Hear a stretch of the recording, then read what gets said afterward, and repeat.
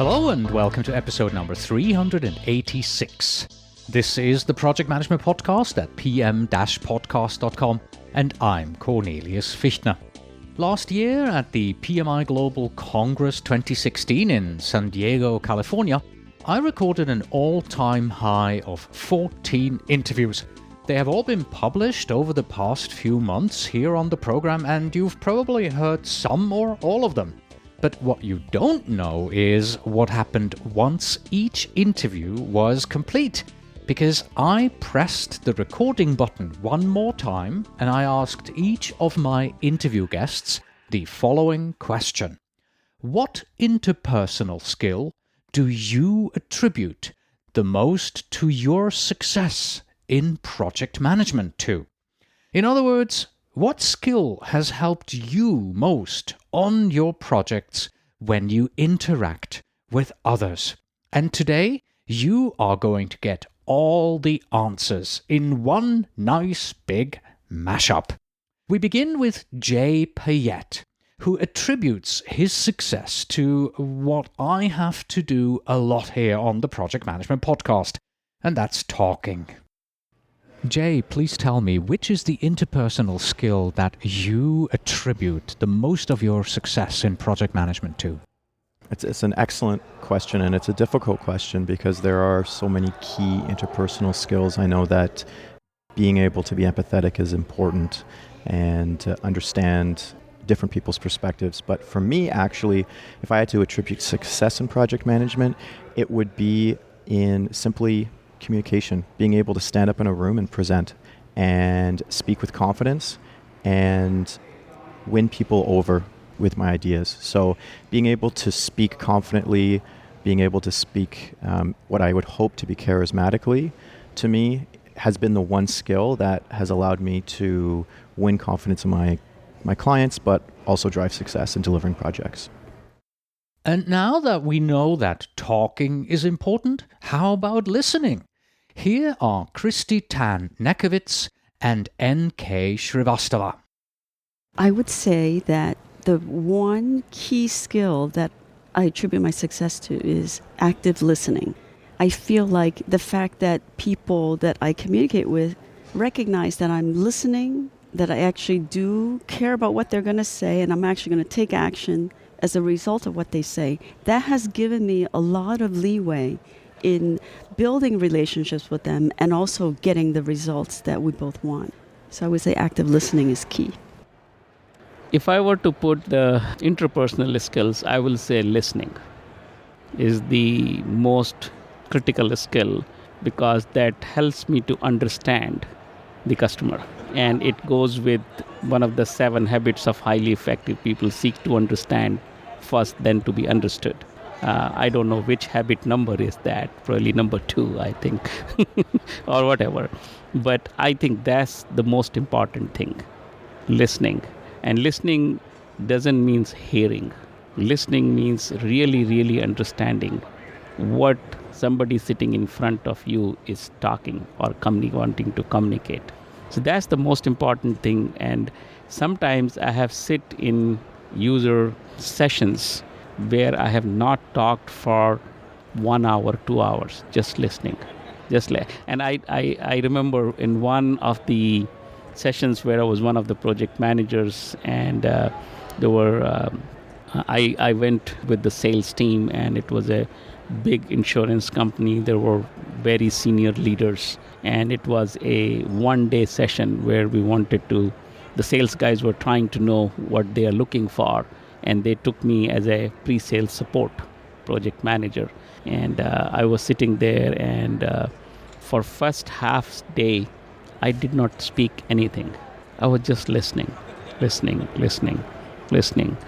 And then during the lunchtime, I asked them, the sales guys, 2 or 3 questions. And they said, "Oh, we did not think about that." I said, "Yeah, because you were talking. You were not listening." So then in the afternoon, when we went and talked about those 2 or 3 questions that I raised, even the customers sitting over there, they, "Oh, we did not think about that." So then they started talking, and we came to know about the requirements for that project that were not on the table for any time in the past. And that project became 3 or 4 times the scope of the project. And customer was very happy with that. Of course, they did not have that much money. So we went and prioritized what is most important for you. And then we had a project that we did for that customer. And it was a very good project. So I still remember not talking for half day and just listening. I feel that's the most important interpersonal skill. And it also helps in personal relationships. So for example, if your son or daughter is talking and you are not listening, they may not talk to you anymore, after some time. So it's important in any relationship is to listen. That's why I listen. So I asked the total of 13 interview guests which interpersonal skill helped them the most. 4 of them chose the same skill, and here is the big winner of this informal survey. It is relationships, but each of my guests has a different take on it. First, here are David Hillson and Denise McRoberts. I've learnt a lot in terms of interpersonal skills from the idea of transactional analysis. We call it TA for short. And the idea that you can take the approach of people being okay or not okay. So I'm okay, you're okay, or I'm not okay and you're okay, or I'm okay and you're not okay. So those kinds of things I think are quite important to think about in terms of our relationships with each other. In TA, transactional analysis, they talk about the parent-child relationship or the child-parent. They talk about the adult-adult relationship and any other sort of combination between parent, adult, and child. And I think clearly what we should be looking for most of the time is adult-to-adult relationships. But very often we treat people as if I'm the parent and you're the child. In other words, I'm okay and you're not okay. And I need to teach you how to do the right thing and to get your life sorted out and to perform effectively. And you just do what I tell you. Or sometimes we're in the reverse where I'm the child and you're the parent and I'm needy and I'm dependent on you. And then I'm kind of drawing my authenticity, drawing my direction from you. And that's not healthy either. And so that idea of transactional analysis where you consciously become aware of those different levels of relationship and actively choose to treat the other person like an adult is important.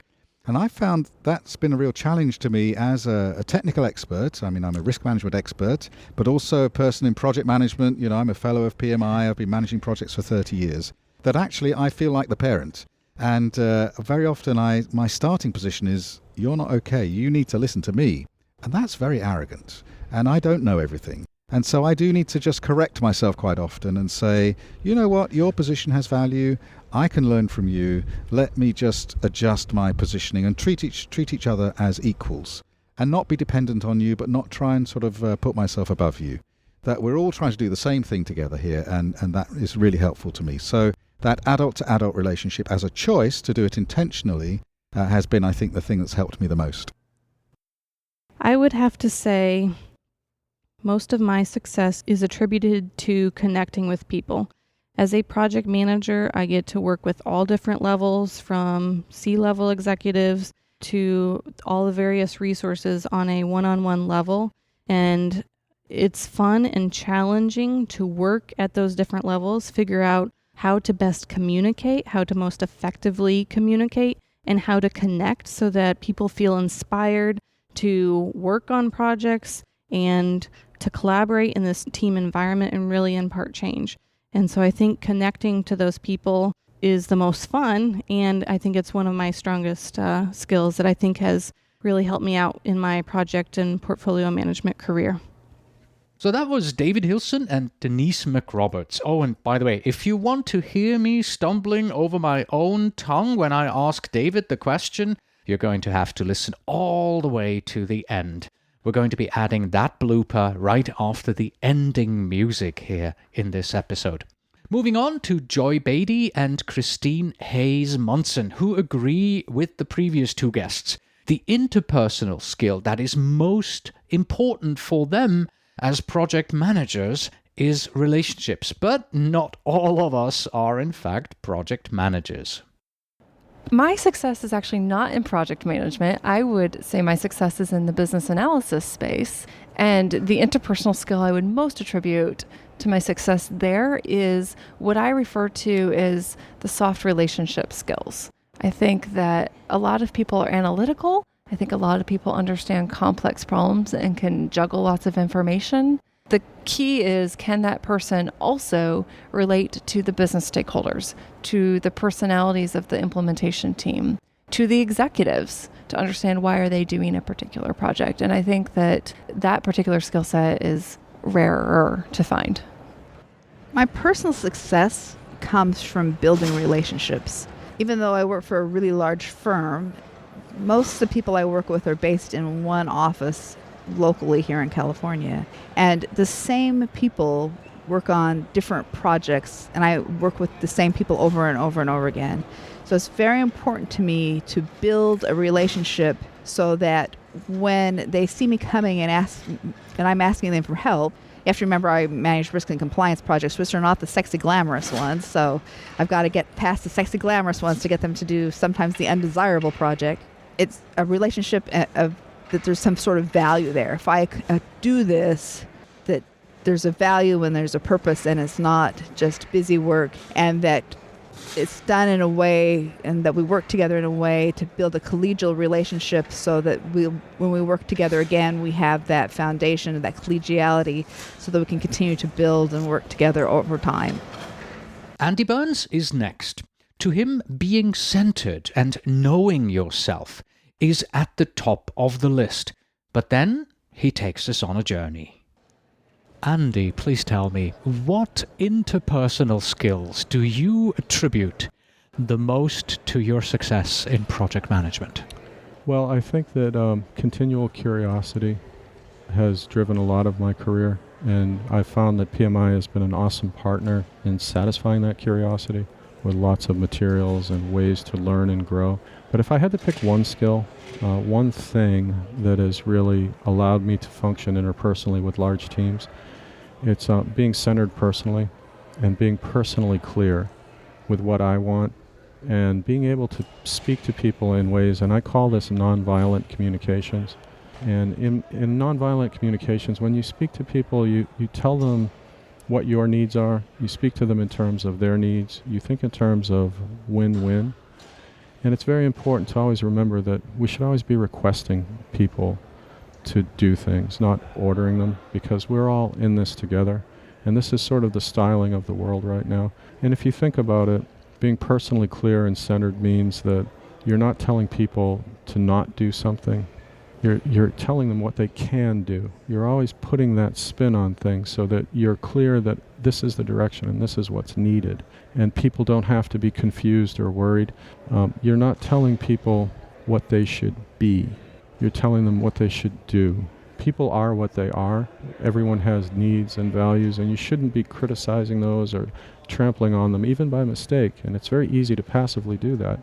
But if you're personally centered and you understand, this is what this program needs, you can communicate very clearly and effectively and say, this is where we're going. The other piece is there are some subtleties, like before you agree with somebody or disagree with them, you have to think about their needs and your needs and understand why we're having this conversation about agreement or disagreement. So once again, taking that step back, not having a communication that I would call violent, where you're trying to force an issue, but really understanding from people, this is what we want to do.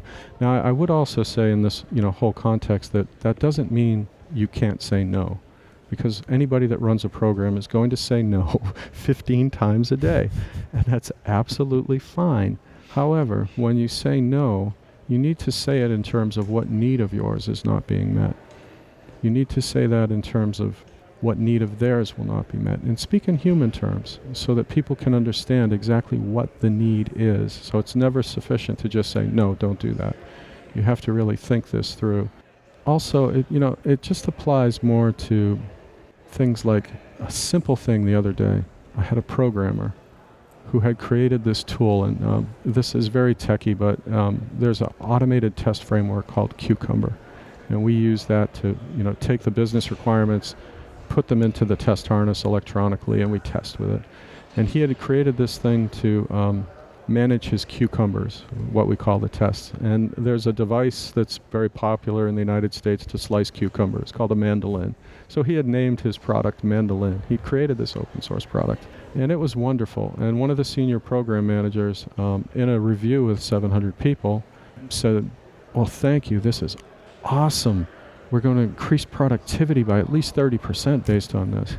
And the young gentleman was really quite upset. He was really hangdog, and he didn't like the compliment because he thought he had just created something wondrous for the entire open source community of the world. You know, he was ready to contribute to a project intellectually and personally and spiritually, and he got praised for increasing productivity, which wasn't very high on his radar. I'm sure he wants productivity. So it's also very important to think about, you know, when you're congratulating someone, you can violently congratulate them and really ruin the congratulation. So I'd encourage everybody that, you know, is within earshot of these words to go out and Google violent communications, look at that concept, and develop this clarity of purpose when you're talking to people, when you're leading them. You know, be a real leader. You know, leaders eat last. Leaders do not demand things from people. Leaders don't take credit. Leaders get people engaged and make them think about what they're doing and talk about needs. And it's very easy to look at all this and say, well, I'm going to be totally politically correct and never say no. And I'm never going to tell anyone what to do. And that's absolutely wrong and ineffectual. So I'd caution people and say, you know, there's a balancing act here. There's certain levers to push and not to push. But you have to have that personal clarity and confidence in, you know, where you're at. So there's a moment in every project manager's career where this happens.